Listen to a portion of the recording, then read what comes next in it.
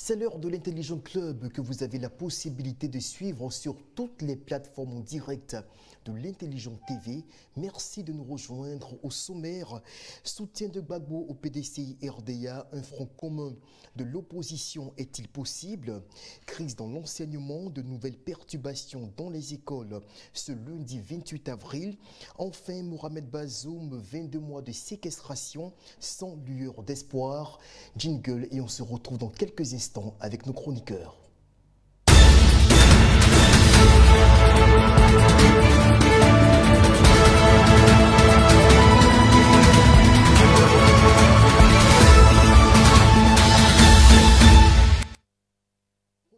Spectaculaire du côté du Parti des peuples africains Côte d'Ivoire ce samedi 26 avril, lors d'une réunion du comité central de son parti à Abidjan, l'ex-président Laurent Gbagbo apportait ouvertement son soutien au PDCI RDA dans sa bataille pour la survie, engagée contre les instances judiciaires ivoiriennes. Jean-Richard Nguesson, quelle est votre lecture de ce basculement de l'ancien chef d'État ivoirien? Vous savez, le président Laurent Gbagbo était fait stratège politique. Et dans son discours, il a exprimé son soutien au PDCI RDA. Mais ce qui est assez surprenant, il n'a pas évoqué Tidjane Thiam. Il a dit, nous ne laisserons pas le PDCI mourir. Nous n'avons pas à laisser mourir ce parti parce que c'est une expression politique en Côte d'Ivoire.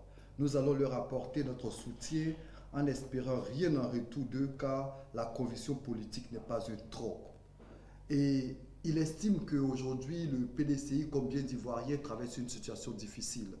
Et en tant que leader politique, quelqu'un qui est sur la scène politique depuis plus de 40 années, comme je le disais, qui est un fait stratège, il estime qu'il est important pour lui d'apporter ce soutien au PDCI. Vous savez, le 14 juin 2024, on a tous entendu l'appel de Beaunois, mais malheureusement, cet appel n'a pas prospéré. Il y a eu des rencontres entreprises, mais la plupart de ces rencontres, de ces réunions ont été infructueuses. Et on se rappelle aussi que dans la foulée de l'appel de Beaunois, le ministre Dano Djedje avait reçu plusieurs partis politiques. C'était plus de 28 partis politiques qui avaient été rencontrés, 7 présidents de partis politiques. Mais quelques semaines après, quelques mois après, force est de constater malheureusement que l'appel de Beaunois n'a pas prospéré. Et je me dis que face à cette situation que vit le PDCI RDA, le président Laurent Gbagbo estime que ça pourrait être une stratégie, vu qu'il est dans la même situation, quoi qu'on dise que le président Thiam aujourd'hui, de s'unir avec ce parti qui reste quand même une force importante de la Côte d'Ivoire pour mener les batailles à venir. Donc je pense pour ma part que c'est de la stratégie, certes, mais aussi vu que l'appel de Beaunois n'a pas prospéré, que le PDCI est dans une autre coalition, pourquoi ne pas faire un appel à ce parti à travers ce discours pour qu'ils se mettent ensemble pour les batailles à venir? Soro Djabiga, le soutien affiché de Laurent Gbagbo au PDCI RDA dans sa bataille contre les instances judiciaires ivoiriennes, ça a été l'une des grosses annonces de ce comité central, d'autant plus qu'il intervenait moins de 24 heures après un communiqué du même parti, je parle du PPACI, dans lequel Laurent Gbagbo demandait à ses partisans à Paris de ne pas s'associer à une marche de soutien au PDCI RDA et notamment à son président Tidjane Thiam, empêtré dans un imbroglio judiciaire relatif à sa nationalité ivoirienne. Alors, est-ce que vous, cela vous a surpris personnellement? Non, je n'ai pas été surpris parce que je suis au fait de l'actualité et je suis tout ce qui se passe au PPACI au plan interne, à mon niveau d'information.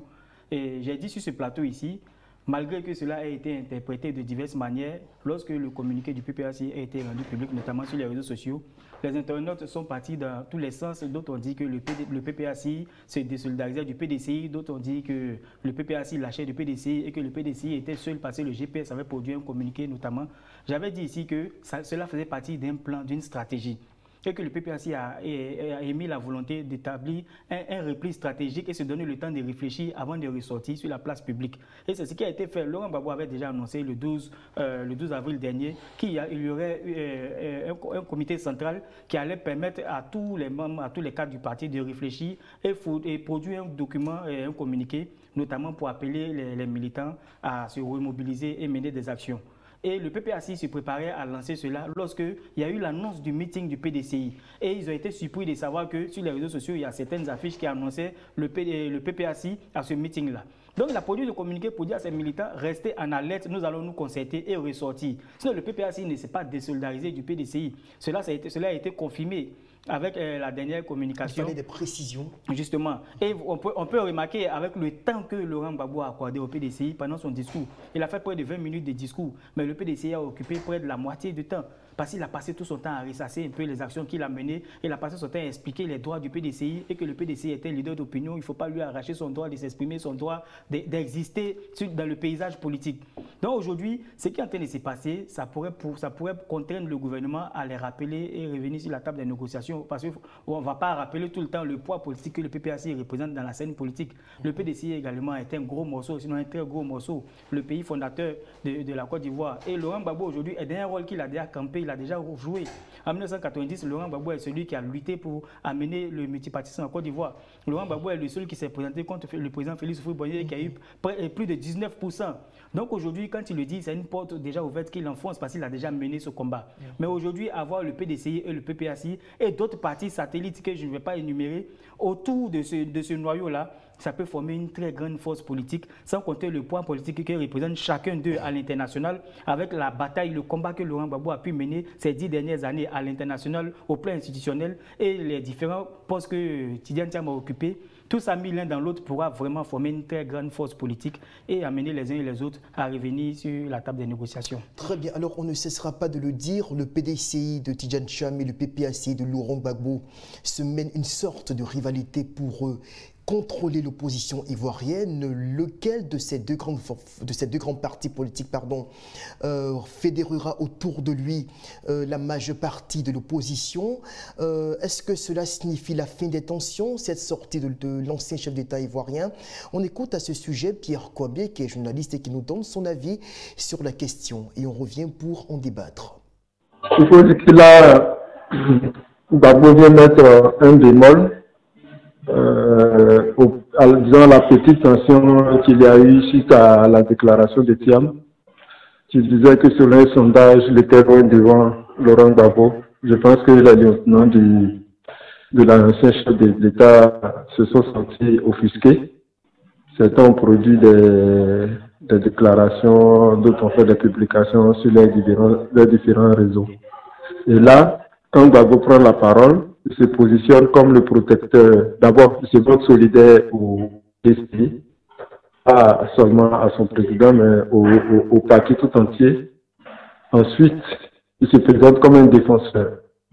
Quand il dit qu'on ne laissera pas le PDCI mourir, il se présente déjà comme un défenseur, comme le papa qui est là pour sauver le PDCI. Et donc, il est dans une vraie stratégie pour se montrer comme le véritable patron de l'opposition, comme le père de l'opposition, celui qui est capable de se dresser contre le parti au pouvoir, contre le pouvoir actuel. Donc voilà un peu ce qui ressort de sa sortie au niveau de ce comité. Jean-Richard, est-ce que le Parti démocratique de Côte d'Ivoire, le PDCI-RDA, sont renforcés de cette sortie de Laurent Gbagbo? Ah oui, comme le disait à l'instant l'intervenant, Gbagbo essaie de se positionner comme le leader aujourd'hui de la classe politique au regard de la situation et de l'opposition, autant pour moi, et au regard de la situation que vit le PDCI-RDA aujourd'hui. Vous savez, ce rôle le rappelait à l'instant, Laurent Gbagbo, c'est plusieurs années de bataille politique. Ils sont très peu nombreux ceux qui pariait sur un éventuel retour du président Laurent Gbagbo lorsqu'il a été acquitté en 2019. Il signe son retour en 2021. Aujourd'hui, on sent un Laurent Gbagbo requinqué. On sent au niveau du PPACI qu'il y a une mobilisation de la base. On sent un Laurent Gbagbo qui retrouve sa verbe politique. Donc aujourd'hui, il essaie de se positionner comme le rassembleur de cette opposition-là. Il a évoqué également ce Laurent Gbagbo qui est le père du multipartisme en Côte d'Ivoire, qui déjà en 1990 était face au président Félix Houphouët-Boigny et il obtenait aux élections de 1990 près de 19% des voix. C'est pas rien. Et ce Laurent Gbagbo-là essaie de montrer sa présence, de marquer sa présence sur l'échiquier politique. Je pense que c'est de bonne guerre. Et puis aujourd'hui, au regard de l'actualité du PDC RDA, au regard de la situation du président Tidjane Thiam, je pense qu'il est important pour lui aussi de se positionner comme un père, le père de cette opposition-là, qui apporte son soutien, mais qui aussi se dit être derrière pour observer, puisque ce qu'on retient dans son discours, il a évoqué le mouvement Trop c'est trop. Et dans le mouvement Trop c'est trop, il annonce comme un cri de ralliement. Il y a des personnes, il estime, qui vivent des injustices aujourd'hui en Côte d'Ivoire. Il dit, nous devons réunir tous ceux qui ont quelque chose à déplorer. On a cassé ta maison, nous t'ouvrons les bras. La vie est trop chère pour toi, nous t'ouvrons les bras. Tu vis une injustice, nous t'ouvrons les bras. Aujourd'hui, de légitimité. En quelque sorte, il estime aujourd'hui qu'il se positionne comme un justicier, puisqu'il estime que trop c'est trop. Et le PDCI aujourd'hui, trop c'est trop, est comme un cri de ralliement, puisque le PDCI crie son ras-le-bol vis-à-vis des procédures judiciaires interminables à l'encontre du président Tidjane Thiam. Et le président Gbagbo saisit cette balle-là au bon pour se présenter aujourd'hui comme le justicier de l'opposition ivoirienne. Très bien. Soro Djabiga, Laurent Gbagbo pour fédérer l'opposition ivoirienne. Est-ce que cette possibilité-là peut être réaliste? Oui, dans ces conditions-là, Laurent Gbagbo, il faut le dire, qui a joué un très grand coup de communication dans cette situation que le PDCI traverse. Parce que dans le fond, effectivement, il a matérialisé, il a manifesté sa solidarité à l'endroit du PDCI qui traverse des moments très difficiles. Le PDCI aujourd'hui qui est tout le temps trimballé, qui est tout le temps assigné à la justice et qui voit aujourd'hui son leader, son champion, candidat déclaré qui est radié de la liste électorale et un Laurent Gbagbo qui sort pour dire qu'on ne va pas laisser le PDCI mourir. Dans le fond, c'est un acte de solidarité, mais dans la forme, Laurent Gbagbo a marqué un grand coup parce qu'aujourd'hui, il a démontré qu'il sait être solidaire, qu'il sait transcender les barrières des idéologies et des intérêts politiques pour pouvoir se mettre aux côtés de ses frères ivoiriens. Mais de façon plus réaliste, c'est vrai, Laurent Gbagbo qui tente de trouver une sorte de légitimité qu'il avait clairement perdue. Aujourd'hui, il tente de se positionner comme le fédérateur de l'opposition. Dans le même temps, quand on sait que Thiam dirige la plus grosse coalition d'opposition actuellement en Côte d'Ivoire, la CAPSI, qui regroupe entre autres, il faut le souligner, d'anciens compagnons de lutte de Laurent Gbagbo, Simone Eve Gbagbo, Charles Blé Goudé, entre autres, même Pascal Affi-N'Guessan. On imagine très difficilement ces leaders-là, dont on sait les relations très tendues avec l'ancien président, se mettre sous sa coupole pour mener un combat. Être à la tête de la plus grande coalition de l'opposition et camper et occuper le rôle de fédérateur dans l'opposition sont des rôles qui sont différents. Occuper le rôle de fédérateur traduit une volonté de rassembler tout le monde, traduit une volonté d'unicité. Je viens. Ces têtes-là peuvent se rassembler autour de la personne de Laurent Gbagbo. Je vais en venir. Donc, je disais tout à l'heure que être à la tête de cette coalition et jouer le rôle de fédérateur est différent. Laurent Gbagbo, à son niveau, c'est clair qu'il faut reconnaître qu'il n'a pas encore pu rassembler tout le monde autour de lui tel que Thiam a réussi avec Simone, Charles Blé Goudé, Pascal Affi-N'Guessan. Laurent Gbagbo n'a pas réussi cela. Mais à travers ce geste de solidarité, il a fait ce que le PDCI n'a pas pu faire. Nous avons vu récemment, lorsque l'ex-député Kando Soumaoro a été arrêté, le PDCI a produit un communiqué pour se désolidariser de ce dernier. Laurent Gbagbo a été le seul, sinon le PPACI, a produit un communiqué pour revendiquer sa libération et marquer sa solidarité à l'endroit de ce dernier-là. C'est ce que les Ivoiriens veulent voir dans l'opposition. On veut sentir qu'on sait transcender les barrières. Le PDCI appelle régulièrement à la réinscription du nom de Laurent Gbagbo. Oui, mais de façon pratique, on a vu un cas pratique ici où un individu a été arrêté parce qu'il a émis sa volonté de vouloir militer au sein d'une formation. Il a été arrêté pour cela. Et le PDCI est sorti pour dire non, qu'on ne le reconnaît pas, on n'est pas avec lui, on ne veut pas des serpents, on ne veut pas ci, on ne veut pas ça. Alors que Laurent Gbagbo, avec tous les risques que cela comportait, est sorti quand même pour soutenir le gars. Donc je veux dire, ça serait un peu difficile aujourd'hui parce qu'il y a toujours ce problème de leadership qui existe entre ces deux grandes formations, leaders de l'opposition. Le PPACI qui revendique la légitimité au niveau de l'opposition avec un président Laurent Gbagbo qui est présent sur la scène politique depuis les années 80. Un Laurent Gbagbo qui a glané plusieurs prouesses, qui a marqué la Côte d'Ivoire de son parcours politique à travers plusieurs étapes que j'ai citées tout à l'heure, notamment la lutte pour le multipartisme. Il a été président de la République, il a marqué son temps aussi comme il le pouvait. Laurent Gbagbo, on peut le dire que c'est un homme de paix aussi. Donc il y a ce parcours-là qu'il a, et il y a un président Tidjane Thiam qui aussi a été ministre, qui a réalisé plusieurs choses qui profitent aux Ivoiriens aujourd'hui. Un Tidiane Thiam avec sa statue internationale et tous les postes qu'il a occupés à l'international. Donc dans la confrontation, on a un PDCI aussi qui est le principal parti de l'opposition parce qu'il regroupe le plus grand nombre de députés. Donc aujourd'hui, avec ce que Laurent Gbagbo est en train de faire aujourd'hui, il a marqué un grand coup. Quoique le PDCI reste toujours le plus grand parti parce qu'il regroupe aujourd'hui la plus grande coalition. Donc, chercher à savoir si le PPACI sera le parti leader de l'opposition ou ça sera le PDCI. Je pense que c'est la fin de ce problème, cette bataille juridique que le PDCI mène aujourd'hui. Si le PDCI parvient à franchir cette étape, ça va permettre d'affirmer une certaine suprématie, une certaine force de Tidiane Thiam. Parce que son leadership, je voulais en venir. Parce qu'aujourd'hui, ce qui est en train de se jouer, c'est le leadership de Tidiane Thiam. Il a toujours été présenté comme un leader, quelqu'un qui a des relations à l'international, quelqu'un qui côtoie tous les grands de ce monde. Et aujourd'hui, Tidiane Thiam qui est radié de la liste électorale, et les Ivoiriens avaient commencé à spéculer sur le fait qu'il était apatride. Mais effectivement, la vérité a été rétablie. La question, justement, on va l'évoquer tout à l'heure parce qu'on a une conférence de presse ce lundi du directeur des affaires civiles et pénales du ministère de la Justice et des droits de l'homme, en l'occurrence Augustin Kwame Yao, qui a fait cette précision. On va retenir cette phrase qui a circulé sur tous les médias en cours de journée. Thiam n'a jamais été apatride parce qu'il est indiscutablement ivoirien par filiation, par attribution. Jean-Richard Nguesson, commentaire sur cette déclaration qui est largement reprise par toutes les pages militantes du PDCI. Vous savez, l'affaire Tidiane Thiam est un véritable casse-tête juridique. Mais avant de répondre à cette question, permettez-moi de rebondir assez rapidement sur ce que Soro disait à l'instant, parlant du président Laurent Gbagbo se présentant comme le leader aujourd'hui de cette opposition. Moi, je me pose plus ou moins quelques questions. Est-ce que Laurent Gbagbo saura être vraiment le leader de cette opposition? Parce qu'on a vu l'appel de Benoît qui n'a pas prospéré. Il y a eu des rencontres, plusieurs partis politiques rencontrés, plusieurs plateformes de la société civile rencontrées, plusieurs présidents de partis politiques rencontrés, mais cela n'a pas prospéré. Quelle est l'offre politique véritablement du président Laurent Gbagbo? C'est la question que moi, je suis amené à me poser aujourd'hui. C'est vrai? Ne pas confiance au niveau de plusieurs partis d'opposition qui se disent le profil de Thiam semble beaucoup plus fiable.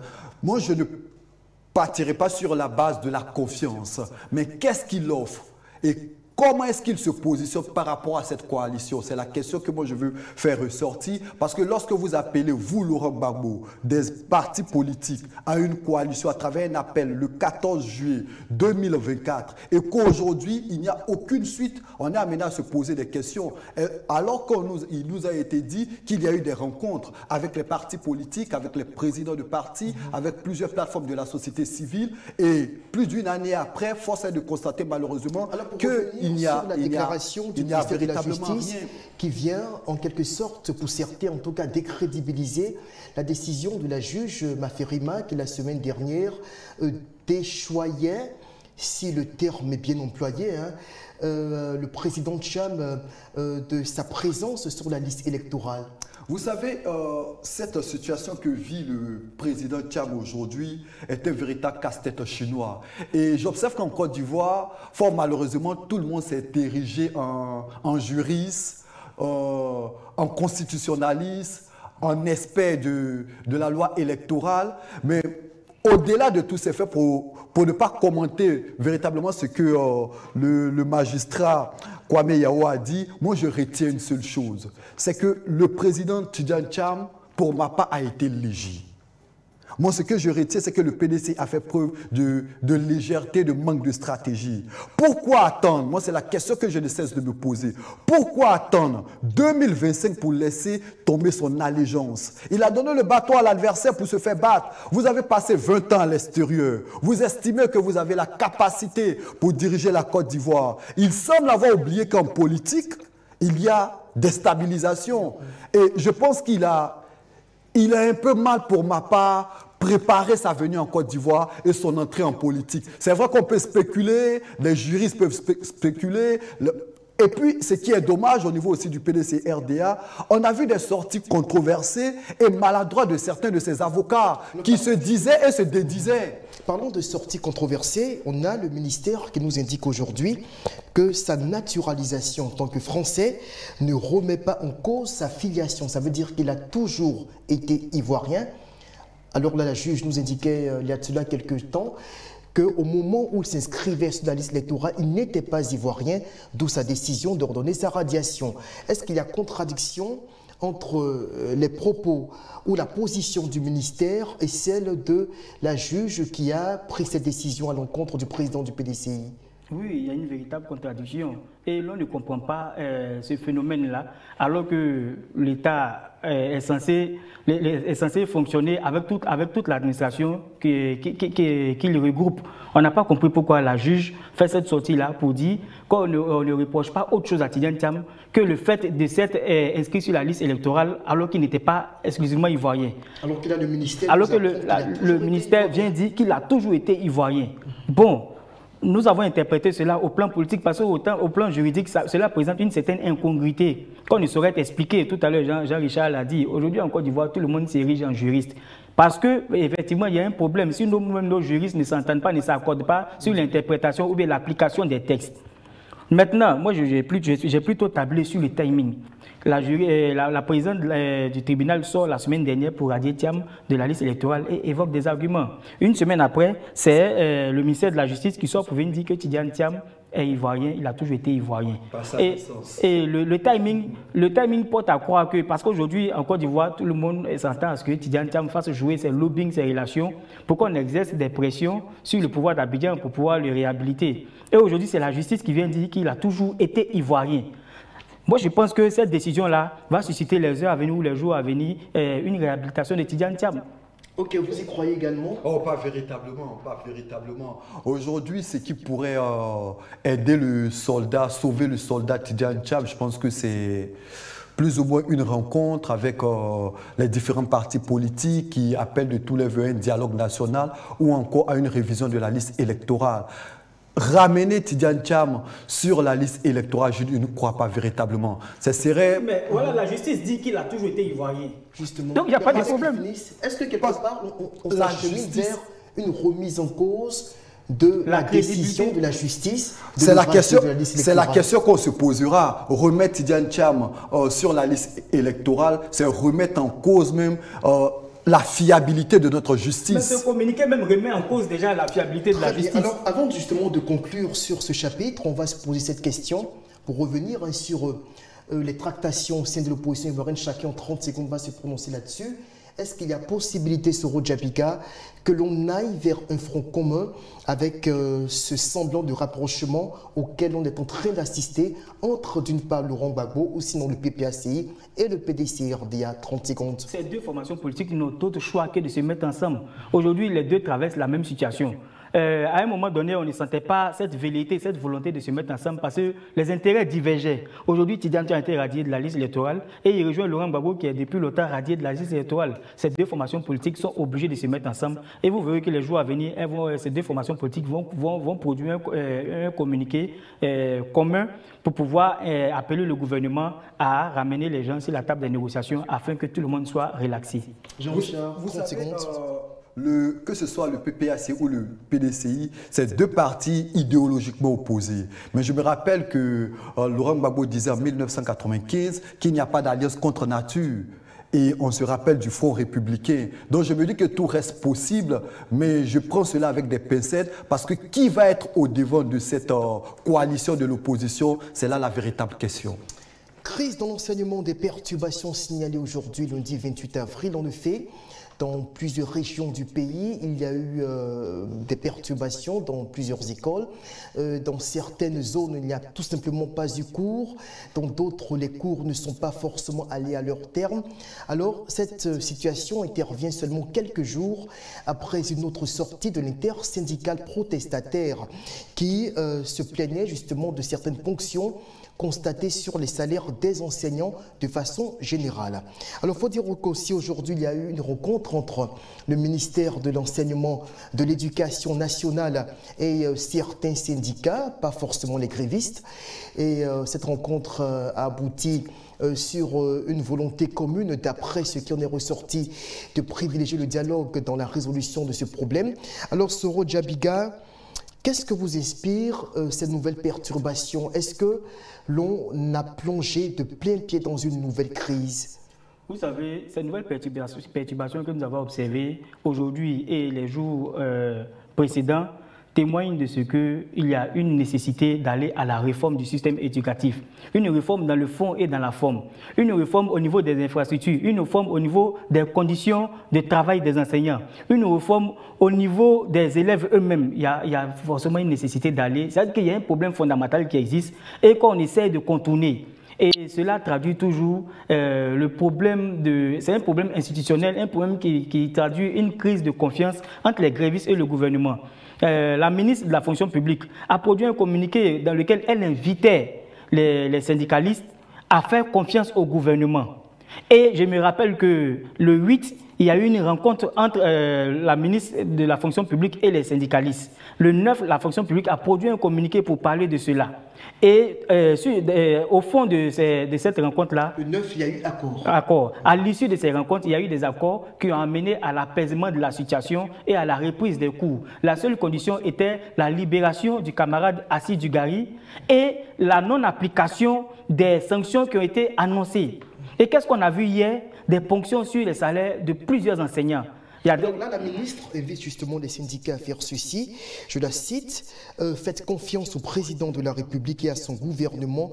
Je me suis engagé dans ce processus et je porterai vos doléances. Alors que les enseignants, les grévistes avaient accepté de reprendre les cours à deux conditions, je le disais tout à l'heure. La libération immédiate du camarade Assis Dugari qui a été arrêté depuis le 3 avril dernier et la non-application des sanctions qui avaient été annoncées. Mais c'est carrément le contraire de tout cela qui a été produit. Non seulement Assis Dugari continue d'être maintenu en détention et on a assisté à des ponctions sur les salaires des enseignants, notamment ceux de l'URAGP. L'Union des enseignants du RAGP, nous avons vu des publications où ces derniers se plaignaient du fait qu'ils n'avaient pas pris part aux grèves, mais ils ont été quand même ponctionnés. Moi qui étais en reportage à Yamoussoukro et Bouaké le week-end dernier, à Bouaké hier jusqu'à minuit, j'ai pu voir des enseignants qui campaient, qui faisaient le pied d'aiguille devant des banques. Des enseignants mécontents. Nous avons reçu des coups de fil de certains enseignants qui disaient qu'ils avaient ponctionné 190 000 francs sur les salaires. Un enseignant est payé à combien? L'enseignant n'arrive même pas à vivre décemment de son salaire et il se retrouve ponctionné d'une grande partie de son salaire. Donc je m'interroge sur la véritable volonté du gouvernement à pacifier la situation et permettre aux enfants d'aller à l'école parce que c'est eux aujourd'hui la victime. Nous avons vu également une vidéo qui a circulé sur les réseaux sociaux dans laquelle les enfants scandaient « on veut aller à l'école, on veut aller à l'école ». Ces enfants manifestaient leur volonté de reprendre les cours. Donc je pense qu'aujourd'hui, la clé de cette situation-là, la solution se trouve entre les mains du gouvernement. Jean-Richard, c'est la goutte qui fait déborder le vase, les ponctions sur les salaires. Ah oui, avant de répondre, je dirais que la balle n'est pas que dans le camp du gouvernement. La balle également se trouve dans le camp des grévistes. Mais les grévistes ont repris les cours. Parce que la ministre disait dans son propos qu'il faut éviter la défiance et elle disait qu'elle se porte garant de porter les doléances des grévistes devant le chef de l'État. Je pense qu'à travers ces propos, il faut mettre en avant l'intérêt supérieur de la nation. Moi, je me pose une question. Mais il y a eu des ponctions. Il y a eu des ponctions, certes. Mais elle estime qu'il faut faire confiance à l'État. Nous attendons de voir... Qu'est-ce que l'enseignant mange avec sa famille? J'espère véritablement que cette situation sera réglée. Mais il faut aussi qu'au niveau des enseignants, ils fassent preuve... Il faut véritablement regarder à l'intérieur supérieur de la nation. Parce que j'ai jeté un coup d'œil il y a de cela quelques jours sur les différentes dates d'examen de fin d'année. Figurez-vous que le CP, c'est dans quelques semaines, le 19 mai prochain. Pour le BPC, c'est le 26 mai prochain. Pour le bac, c'est le 16 juin au 20 juin prochain. Moi, je me pose des questions. Quel examen ou quel sera le taux de réussite de ces différents examens? Moi, je me pose la question parce que l'année scolaire, qu'on le veuille ou pas, a été émaillée de nombreuses grèves. Le premier débrayage, c'était en octobre 2024. Ensuite, il y a eu des tentatives en mars, en avril. Aujourd'hui, à l'orée des examens de fin d'année, il y a encore des grèves. C'est vrai, je suis conscient, comme la majeure partie des Ivoiriens, que cette prime, elle est importante pour bon nombre de... prime des citations que réclament les enseignants. Mais il faut aussi regarder à l'intérieur supérieur de la nation et regarder à l'éducation nationale. Le témoignage d'Adama Konaté, qui est coordinateur au fédéral chargé de l'organisation du CESCI, une corporation d'enseignants et là, il crie la situation qu'il vit, le drame du fait de ces coupes salariales. Il estime qu'il n'a même pas, pour le reprendre, et vous aurez l'occasion de l'écouter, il n'a même pas de quoi se payer le transport pour aller au travail et nourrir ses enfants qui, derrière lui, auront faim et qui sont aussi des écoliers. On va suivre ce témoignage. Alors, vous avez parlé de perturbations, mais moi, je parle de saut d'humeur légitime. On va dire comme ça, saut d'humeur légitime. À l'heure où il vous parle, j'ai vu mon salaire d'avril suspendu.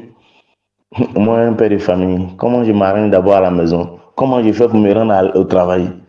J'ai fait grève de 6 jours, ou bien pendant 6 jours. On m'a suspendu tout le salaire du mois. Mais attends, je vais faire quoi encore à l'école? Ou bien je vais faire quoi encore au travail pour le mois d'avril là, pour lequel on m'a tout pris? Un enseignant, un travailleur qui fait 6 jours de grève, on ponctionne 10 jours. Et c'est des ponctions qui sont très démesurées. Mais on ne s'est pas entendu sur ça. On ne s'est pas entendu sur ça avec le gouvernement. Voilà, ce qui a été dit, c'est que vous suspendez le mode de grève, on va au dialogue, on discute, on va aux discussions. Pendant ce temps, nous vous rassurons que vous ne verrez pas vos salaires ponctionnés. Je veux dire, il n'y aura pas de sanctions à caractère financier pour le mois d'avril. Mais aussi et surtout, la libération inconditionnelle, sans condition, du camarade Dugarry assis qui est encore cloué dans les 4 murs ou bien dans les 4 clôtures de la MACA. Mais on avait parlé aussi de rétablir les ponctions du mois d'octobre dernier. Alors, si tout ça n'est pas fait, mais c'est quelle injustice on veut faire subir à l'enseignant de Côte d'Ivoire? L'enseignant de Côte d'Ivoire n'a pas demandé, il n'a pas demandé tout le budget de la Côte d'Ivoire, il a juste demandé un mieux-être. Et ça, c'est possible. Mais dans la manière, il faut que on respecte nos engagements. Nous grognons, nous disons non à cette façon de fonctionner. Nous mettons la pression parce que jusqu'à aujourd'hui, le directeur nous remet jusqu'au 6, le 6 mai, jusqu'au 6 mai, moi j'ai vu comment... Les enseignants qui, en croire Adama Konaté, ne demandent qu'un mieux-être. Et là, la situation semble jouer en leur défaveur. Soro Djabiga, qu'est-ce que vous pensez qui peut être appliqué dans l'immédiat pour ramener les enseignants dans les salles de classe? Oui, dans l'immédiat, ce qui peut être fait et qui ne nécessite pas de moyens, c'est la libération de Assis Dugarry et la réhabilitation de tous les enseignants qui ont vu leur salaire ponctionner ou suspendu. Ça, au moins, ça ne nécessite pas 400 milliards pour pouvoir répondre à leurs demandes.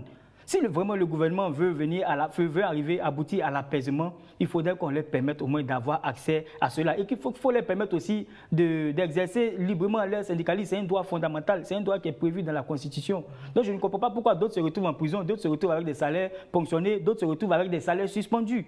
Les syndicalistes ne peuvent pas accepter cela. Un syndicaliste qui est bien formé sait très bien que cette décision qui est appliquée n'est pas constitutionnelle.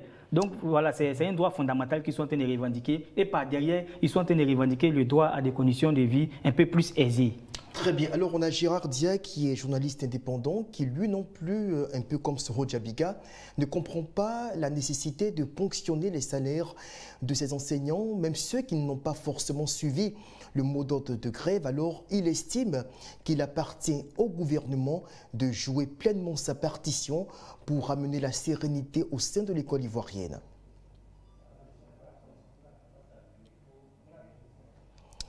Là, on me signale qu'on n'a pas dans l'immédiat la vidéo de Gérard Dia. Jean-Richard Nguessan, quelle issue peut être trouvée justement pour le déblocage de cette crise qui semble reprendre de plus belle? Moi, je salue déjà les propos de la ministre Marietou Koné qui a montré de la bienveillance dans ses propos. Elle dit nous nous sommes compris, elle appelle à éviter la défiance. Elle estime que des décisions seront prises en faveur, bien évidemment, des enseignants. Et je salue aussi l'intervention des différents porte-paroles qui, non seulement estiment avoir entendu les propos de Madame la ministre, mais qui ont donné la garantie de procéder à des rattrapages. Les porte-paroles qui ne sont pas forcément les grévistes. Il faut le dire parce que quand on suit la liste de ceux qui ont rencontré aujourd'hui la ministre, il n'y a pas il n'y figure pas des leaders tels que Bible et David. Oui, on aurait bien aimé voir dans cette liste ou encore dans les différentes présences Blaise qui a porté ce combat depuis bien de semaines, mais malheureusement il n'y était pas, on ne connaît pas la raison. Ce qui est un peu dommage dans cette situation, c'est qu'il y a très peu de communication. C'est vrai que la ministre a sorti quelques bouts de phrases qui nous rassurent. Il y a eu de part et d'autre des phrases assez rassurantes, mais ce qui est dommage, c'est qu'il n'y a pas véritablement de visibilité sur ce qui est fait ou ce qui est dit, et il n'y a pas un calendrier d'évolution de la situation. Et c'est ce qui peine par moment bon nombre de personnes. Alors vous le savez, le principe de cette émission, enfin l'un de ses principes, c'est de permettre à tout le monde, vous qui nous suivez, d'y prendre part en envoyant vos messages au numéro WhatsApp qui s'affiche sur votre écran. Alors sur ce sujet, on a Esther Sanogo, elle est étudiante en master d'espagnol. Si on a sa vidéo, on va l'écouter. Elle aspire justement à embrasser le métier d'enseignante et elle exprime son avis sur cette crise qui semble s'éterniser. Je voudrais vous faire part de mon ressenti concernant la grève en Côte d'Ivoire, notamment celle des enseignants. Dans un premier temps, il faut savoir que la grève, c'est tout arrêt de travail en vue de faire des demandes d'amélioration de travail pour les travailleurs eux-mêmes. Elle est souvent motivée par des revendications liées aux conditions de travail, au salaire ou aux politiques gouvernementales. En Côte d'Ivoire, la grève des enseignants est beaucoup récurrente. Et pour ma part, l'État gagnerait à trouver une solution afin de faire face à ce phénomène. Les avantages pour l'État à pallier à ce phénomène sont multiples. Nous pouvons citer entre autres l'harmonie entre l'État et les enseignants de Côte d'Ivoire, la motivation pour les enseignants de faire mieux leur travail, vu que l'éducation est la clé d'une nation. Et si les enseignants font leur travail avec beaucoup de négligence, c'est clair que nous aurons une société défaillante.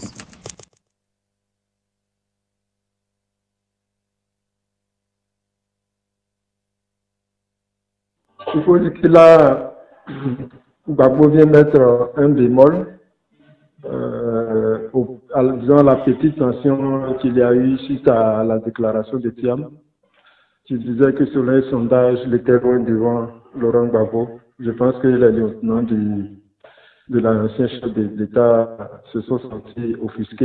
Retour sur ce plateau, légère erreur technique. Là, on vient de réécouter l'intervention de Pierre Kwame qui s'exprimait plutôt sur le premier sujet, donc relatif aux fins des tensions entre le PDCI et le PPACI.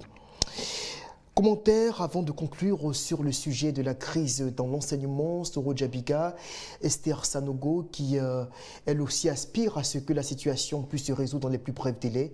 Oui, tout le monde a intérêt à ce que la situation se résolve parce qu'aujourd'hui, c'est le système éducatif qui a été bloqué. Il y avait des examens blancs qui ont été suspendus, il y avait des épreuves physiques et sportives qui ont été suspendues, il y avait des notes qui ont été bloquées. C'est tout un système qui est paralysé. Quand on sait tous les énormes budgets que l'État injecte dans le système éducatif, personne ne gagne à ce que les élèves restent à la maison et que les enseignants continuent de gréver. C'est notre argent en tant que contribuable qui est en train d'être bafoué.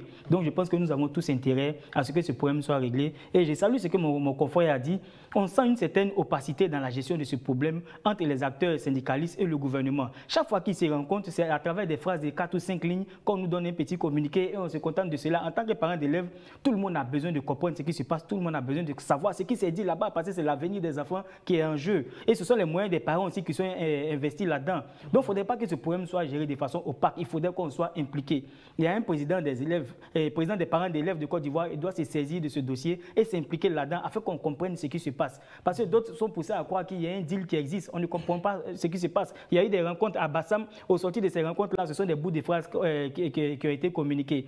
Il y a eu des rencontres les 8 et les 9. Ce sont des bouts de phrases qui ont été communiqués. Mais toujours est-il que le problème revient, ça persiste toujours. Il y a toujours des suspensions. On revient encore à la crise, tout ça. Absolument. Moi, à quelques semaines des examens de fin d'année, moi, j'en appelle à la responsabilité des uns et des autres. Vous savez, le climat social est déjà délétère au regard de la situation politique. Et j'estime que cette année, le champ de l'éducation nationale a été bien souvent émaillé de nombreuses grèves. Je pense que de part et d'autre, on gagnerait véritablement à s'asseoir et de régler une fois pour toutes ce problème de prime d'incitation des enseignants afin que l'école soit paisible les mois et les années à venir. Dernier sujet au menu de cette émission de l'Intelligent Club, Mohamed Bazoum, 22 mois de séquestration sans lueur d'espoir. C'est un sujet qui hante les débats dans l'actualité sous-régionale depuis la chute de l'ancien président nigérien renversé par un coup d'État le 26 juillet 2023, si mes mémoires sont bonnes. Alors sur ce fait, Geneviève Götzinger, patronne de l'agence de communication politique Image, nous fait une contribution. Elle s'exprime sur ce sujet et naturellement elle appelle au respect de l'ordre démocratique et donc à la libération de Mohamed Bazoum. Bien sûr, vous avez raison, la question peut se poser d'un engagement dans la durée. Au bout de plus de 21 mois, est-ce que ça a encore du sens en réalité? Mais moi, je pense que oui. Je pense que quand on est engagé pour une cause qu'on estime juste, il faut la poursuivre jusqu'au bout. Et cette cause est juste. Qu'est-ce qu'il y a de plus juste finalement que la défense d'un homme séquestré dont le seul tort est d'avoir été élu par son peuple? Et puis je sais bien que il y a dans cette cause des gens qui sont héroïques, beaucoup plus que moi qui finalement suis tranquillement installé à Paris. Certains ont tout perdu. Certains sont exilés, certains ont même perdu leur nationalité nigérienne. Et ils continuent de se battre. Ils continuent de se battre pour le président Bazoum parce que il est l'incarnation du droit, de la démocratie, du combat pour la liberté. Alors il est évident que, en ce qui nous concerne, il n'est pas question de lâcher quoi que ce soit. Si même j'étais tentée par moments, par une forme de lassitude, je penserais à eux en fait, et je penserais à lui. Le calvaire, c'est lui qui l'endure. Le calvaire, c'est le peuple nigérien qui l'endure depuis bientôt 22 mois. Et ça va durer combien de temps en réalité, ces attaques terroristes tous les jours, que le président Bazoum savait juguler, qu'il avait trouvé le moyen de juguler. Ça va durer combien de temps cette descente aux enfers sur le plan économique? Ça va durer combien de temps la séquestration d'un président démocratiquement élu, qu'on accepte, que la communauté internationale accepte parce qu'on est en Afrique? Mais franchement, c'est juste intolérable. Moi, depuis plus de 21 mois, je dis que c'est inacceptable à mes yeux, que c'est intolérable à mes yeux, que c'est insupportable. Et donc, parce que c'est insupportable, je continue à me battre au bout de plus de 21 mois. Soro, on vient d'entendre une femme pleinement engagée dans le combat pour la libération de l'ancien président nigérien. Il a été renversé par un coup d'État, donc de façon non démocratique. Et jusqu'à présent, la junte dirigée par Abdourahmane Tchani continue de le maintenir dans un état qu'on pourrait légitimement qualifier de séquestration. Votre lecture de cette situation, alors qu'on n'a aucune lisibilité concrète sur le sort à réserver au successeur de Mahamadou Issoufou. Oui, Götzinger l'a dit. Bazoum qui est détenu, ça fait maintenant 22 mois. Et il n'a pas encore été libéré malgré les appels de la communauté internationale, traduit une certaine fragilité des institutions nationales et internationales dans cette partie du monde, que ce soit au Mali, au Burkina ou au Niger aujourd'hui. Nous assistons régulièrement à ces violations des droits de l'homme. Et c'est vrai que ces pays traversent une situation, ces pays vivent des situations exceptionnelles qu'ils partagent en commun, qui est la lutte contre le terrorisme. Mais renverser un président déjà, ça traduit de la fragilité de l'ordre constitutionnel, c'est antidémocratique. Et le détenir pendant près de 2 ans, je pense qu'il y a vraiment une urgence. Et ça porte à croire que la démocratie est beaucoup touchée, beaucoup fragilisée dans cette partie. Je vais rappeler déjà qu'au Mali, au Burkina et même au Niger aujourd'hui, les partis politiques de l'opposition ont été interdits d'exercer, même en situation de guerre, la politique continue et la vie sociale continue, alors que les partis politiques sont des véritables régulateurs de la vie sociale courante dans une nation. Donc, empêcher aujourd'hui les partis d'exercer et détenir un président pendant près de 2 ans, je pense qu'il y a clairement une violation des droits de l'homme et ça montre que la vie n'est pas facile pour les populations dans cette partie du monde où le Niger qui est un pays qui est très pauvre, il faut le dire. J'aime à le dire, le Niger possède que 8% des terres cultivables. Le Niger a engagé une guerre qui lui a été imposée contre les terroristes. Le Niger aujourd'hui a engagé un front, comme je le dis comme ça, à l'instar du Mali ou du Burkina, contre les institutions internationales. Le Niger a chassé d'autres de grandes puissances de son territoire, sous prétexte qu'il revendique une certaine souveraineté. C'est bien beau, mais il ne faut pas marcher sur les droits des uns et des autres. Sinon, ça décrédibilise leur action. Aujourd'hui, ces pays revendiquent la souveraineté, ces pays revendiquent la lutte pour le panafricanisme. Dans le fond, c'est bien beau, mais Mais il faut mettre au centre de toutes nos actions en tant qu'acteur, en tant que leader politique, il faut mettre l'homme au centre de tout ce qu'on mène comme action. Aujourd'hui, c'est un Bazoum et sa famille qui sont privés de leurs droits pendant 2 ans. C'est grave. Jean-Richard, 22 mois de séquestration sans aucun jugement. Et pourtant, la junte continue de le détenir sans véritablement lisibilité sur son avenir judiciaire. Bon, la question que je me pose depuis cette affaire, c'est qu'est-ce qu'on reproche exactement au président Bazoum? Je me suis amusé dans la préparation de cette émission à revisiter son histoire professionnelle et sa trajectoire politique. Et j'ai observé que c'est un homme dont le parcours force le respect. Parce que non seulement il est diplômé de lettres et de philosophie, mais figurez-vous qu'il a enseigné la philosophie de 1984 jusqu'à 1991. Ensuite, il entre en politique et sera élu 4 fois député. C'est-à-dire c'est un enfant de la politique, de la démocratie. Et par la suite, de 2016 jusqu'à 2020, il sera successivement ministre dans plusieurs gouvernements. Et ce que j'observe, cette longévité dans le champ politique au niveau du Niger l'amène à être élu président le 21 février 2021. Donc un homme qui a du vécu politique. Qui a du vécu. Et à côté de cela, il ne fait que 2 ans, 3 mois et 24 jours à la tête de l'État.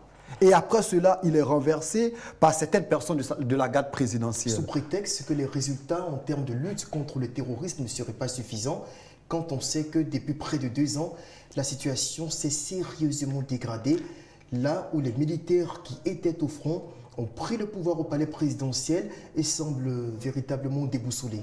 Ah oui, il a lieu de le dire. Il y a de cela quelques années, quand il était au pouvoir, le pays connaissait une baisse des attaques djihadistes. Mais malheureusement, aujourd'hui, le pays est dans l'impasse. Et ce qui est dommage dans le cas du président Bazoum, c'est que plusieurs personnalités, il y a des prix Nobel de la paix tels que Denis Mukwege ou encore Wole Soyinka qui ont interpellé le monde. Il y a l'ONU, il y a l'Union européenne. Il y a plusieurs personnalités à travers le monde qui ont dénoncé l'arrestation ou la séquestration. Mais fort malheureusement, on observe que les choses n'avancent pas. Est-ce qu'il va faire 4 ans, 5 ans? Et ce qu'il faut retenir, il est séquestré avec son épouse et son fils. Et il faut très souvent le rappeler. Je pense que c'est dommage pour la démocratie et je pense que la CEDEAO gagnerait à poursuivre ses pressions sur la junte militaire du côté du Niger afin que le président Bazoum soit libéré. Le Niger n'est plus membre de la CEDEAO sur décision. Ah oui, mais en dépit de ce fait, il y a de la responsabilité de la DCAO de continuer de poursuivre les différentes manœuvres pour qu'il soit libéré. Soro Djabega, on va conclure sur cette question. Est-ce que concrètement, aujourd'hui, la junte peut se résoudre à enfin prêter une oreille attentive aux réclamations de la communauté internationale sur la situation de Mohamed Bazoum?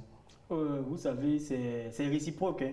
La junte a des faits, la junte a relevé des faits marquants qui l'ont poussé à se tenir dans cette posture d'opposition vis-à-vis des institutions sous-régionales que sont la CEDEAO et autres. La CEDEAO a également fait remarquer un certain nombre d'éléments et la CEDEAO a exercé des pressions et des sanctions vis-à-vis de ces pays-là qui ont créé aussi la rébellion et de la frustration au niveau de ces pays. Je pense qu'il n'y a pas que la junte qui doit prêter une oreille attentive ou bien tendre la main ou saisir la main tendue des institutions sous-régionales. Ce sont les deux parties qui doivent... Nous parlons spécifiquement du cas d'un individu dont les droits sont ostensiblement violés. Oui, mais l'individu... du conflit entre le Niger et la CEDEAO. Oui, mais l'individu est détenu par le Niger aujourd'hui qui est dirigé par... Même pas par le Niger, par une junte illégitime, parce que ce n'est pas le Niger. Mais cette junte... Ils n'ont pas vocation à représenter le Niger. Ce que vous appelez junte, que moi j'appelle ce régime, aujourd'hui répond du Niger. Donc toutes ces actions incarnent le pays. Il tient le Niger en otage. Bon, moi je ne dirais pas ainsi, il est le président du Niger. Et tout à l'heure, je vais faire remarquer à mon co-débatteur que les attaques terroristes ne sont pas forcément des faits qui sont inhérents aux pays qui sont frappés par des coups d'État ou qui sont dirigés par des putschistes entre griffes. Nous avons vu l'attaque sanglante que le Bénin a subie dernièrement. Le Bénin aujourd'hui qui est dirigé par un président démocratiquement élu. Par manque de coopération. Mais si, par manque de coopération avec de base arrière et aujourd'hui qui forge des faiblesses au niveau de la CEDEAO. La CEDEAO n'a pas assez de marge aujourd'hui pour pouvoir agir dans cette partie du monde. Je pense que... Mais puisque les djihadistes bénéficient d'une base arrière qui leur est ouverte, mais le Bénin d'un pays qui refuse de coopérer. Le Bénin n'est pas dirigé par des terroristes, pardon, n'est pas dirigé par là des putschistes. Le Bénin est dirigé par des présidents démocratiquement élus et le Bénin aujourd'hui paye le prix de ces attaques terroristes-là. Moi, je m'apprêtais à dire qu'il ne faudrait pas qu'on reste là à se jeter la pierre alors que la menace est imminente, la menace est à nos portes. L'exemple avec le Bénin et le Togo qui ne sont pas des pays qui sont dirigés par des militaires. Donc aujourd'hui, tous les pays de la CEDEAO qui ne sont pas aujourd'hui frappés par ce phénomène-là doivent prendre conscience et se mettre ensemble pour pouvoir anticiper si des imminentes attaques qu'on pourrait vivre également. Il ne faut pas qu'on reste focalisé sur le fait que comme ce sont des pays qui sont dirigés par des militaires, voilà pourquoi ces pays-là subissent ça et tel réveil. Voilà. Votre dernier mot avant je vais en appeler à la communauté internationale, à nos chefs d'État, à l'Union africaine, de s'approprier l'affaire Bazoum. Vous savez, on en parle très peu sur nos médias et les avocats de Bazoum, j'évoquais la CEDEAO à l'instant, ont saisi la Cour de justice de la CEDEAO, mais rien depuis. L'Union européenne a fait des communiqués, l'ONU, mais rien. J'estime qu'il faut continuer de faire pression sur cette junte et afin que Bazoum soit libéré. Parce qu'aujourd'hui, il a 65 ans, il est fragilisé, il est séquestré, on ne sait pas, il vit dans quelles conditions. Je pense que c'est dommage. Quelqu'un qui a été élu avec 55,75% des voix par les Nigériens être détenu aujourd'hui pour on ne sait quelle raison. Je pense que c'est dommage et nos présidents, nos chefs d'État gagneraient aussi à défendre et à plaider la cause de Bazoum. Jean-Cher Nguessan Soro Djabiga, merci d'avoir partagé votre expertise pour le décryptage de ces différents sujets d'actualité dans le cadre de ce numéro de l'Intelligent Club. Quant à vous, chers téléspectateurs, on va se dire au revoir pour ce lundi. On se retrouve demain mardi pour d'autres sujets croustillants de l'actualité nationale et peut-être internationale. Au revoir.